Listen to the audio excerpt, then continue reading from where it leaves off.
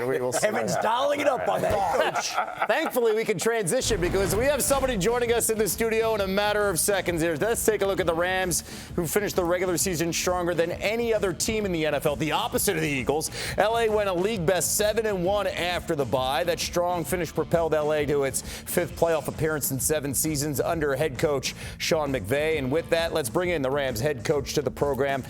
Sean, I've asked this question on schedule release night. I'm going to ask you, some coaches view things specifically about, hey, who are we opening up with? Sometimes they view it in what's our schedule look like up to the bye. Sometimes they break it down in quarters. How do you look at the schedule when it's released on opening night?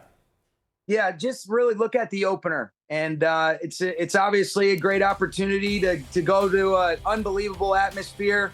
Also look at where our bye is, but really other than that, I mean, there's so many things that happen, and there's still so much that's going to happen until that September 8th date. So we're excited. We're in the middle of our off-season program, but to be able to start off on Sunday Night Football against an excellent opponent, we love it and can't wait for the challenge. All right, and you got Jared Goff in that rematch of the wild card game. Let's go to week 3 here.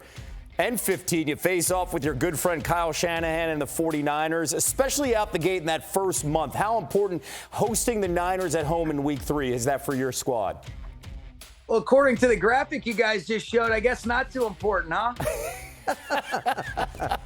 What do you mean? No, it's important. Every game matters so much. That's why this league is so popular and the margin for error is slim. But I think also what last year was a good, ability to recognize, hey, let's be in the moment. Let's continue to just take it a week at a time. And thought our group did a great job of that last year. But as we all know, every year's a new year. But you look at that to start out 2 games on the road and then have the Niners come to our place is a great opportunity. And they always travel well. So who knows? We might be on the silent cadence then too. and by the way, you mentioned traveling well. If you look at that schedule, week 11 on the road in New England, and then week 16 on the road against the Jets. Do you approach those weeks differently considering you're on the West Coast? No, you know what? We learned a lot, Kevin, about just, during COVID when we were kind of restricted to only traveling the day before. We want to keep our guys in a normal rhythm and routine.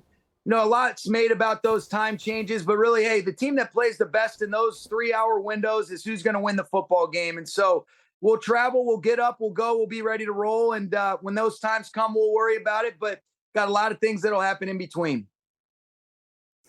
Hey, Sean, this is Mina. Going back to week 1, you're facing a very, very good Lions run defense. One of the most fun storylines for us last year was watching you guys evolve into this downhill rushing attack, more of the gap scheme. I was wondering if you could speak to why you embraced that change in identity. Obviously, you also invested in the offensive line this offseason. Yeah, I mean, I think it's a credit to our players. And really, I didn't know that we would end up doing that. But as the season evolved, we obviously got Kevin Dotson. Steve Avila was a really good player. Coleman Shelton tough inside. And so that suited Kyron Williams. I thought he was excellent. I think there'll be some things that we'll look to improve upon and really try to add to our repertoire. But you mentioned it. I mean, I couldn't believe how good Detroit's run defense was. I didn't think they got enough credit for how good they really were. And that they invested in that side of the football, and they're going to be a better football team, and they've got a lot of good continuity. So it'll be a great challenge. But we're just, we're excited about just trying to improve right now and see where this thing goes. Sean, it's Dan. Where are you? Dan? We can't get you a... Where He's not at the draft house. I know Dan, that. I'm in the same temporary office that I've been for 8 years here. So when I was hired in 2017, they said this would be a temporary facility. We're going on year 9 in this thing, so we'll see if we make it over the Woodland Hills. I'm trapped like a prisoner in this thing, man. It looks like the room you actually fired me in. Hey, listen. I'm just fighting, scratching, and clawing for a window in this thing. Hey, man, I want to ask you, so the two-headed monster, it seems like a tailback now. Kyron burst onto the scene last year, is great, and then you guys take Blake. What do you like about those guys individually and then together for the team? Yeah, Dan, what I really like about Blake is he reminds me of Kyron. And, getting around him, he's even bigger than I thought. He's a sturdy, strong football player. We haven't done enough for me to really be able to say, but obviously his resume and body of work at Michigan speaks for itself. But he has been a pro in every sense of the word this first week. Love the way he's handled himself. But Kyren is, I can't tell you what a difference I thought he made. When you look at what we were with him in the lineup and not in the lineup, it was night and day. I think he's a complete back, and we want to continue to improve. But I also want to be mindful of, hey, he's going to be our lead dog guy, but you don't want to wear him down. And you do want to have somebody that you can supplement him with. And I also have a lot of confidence in Ronnie Rivers. Sean, the only more depressing thing than a temporary office is going into Detroit without Aaron Donald. What will that be like? And, if you don't mind me asking, is there any chance you could somehow convince him this summer to come back? You know what?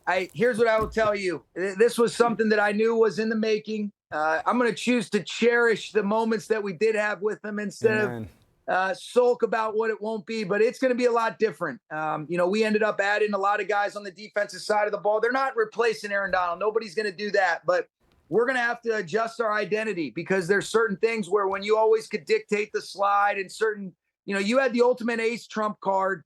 And that doesn't exist anymore. But we've got some really good football players. I'm excited about the leadership behind Chris Shula on our defense. I think we added some veteran players on the back end and then obviously some young guys that we're counting on. But we'll see how things go. I still think this office is pretty depressing, Adam. I agree. To me, if you win a Super Bowl, the office should be upgraded as a general rule. At least paint the walls, color pop. I mean, you gotta get, what's Kevin Demoff doing, man? He's too busy, dealing with the teams Avalanche. in Denver. I mean, The Avalanche and the Nuggets. I got urgent enjoyment behind me. I can't even get a window in here. Okay, I got one more, Sean. This isn't about football. I think, correct me if I'm wrong, I think both of our sons are 7 months old. Yes. Is that right? Yes. 7 months? Yes, they are. It's How the are we best doing thing on ever, isn't sleep? it? And are you in that office trying to escape him right now, like I am upstairs? You know what? I come home to that smile, but this guy gets irritable quick, and he hates sleeping. I wonder how the hell that happened.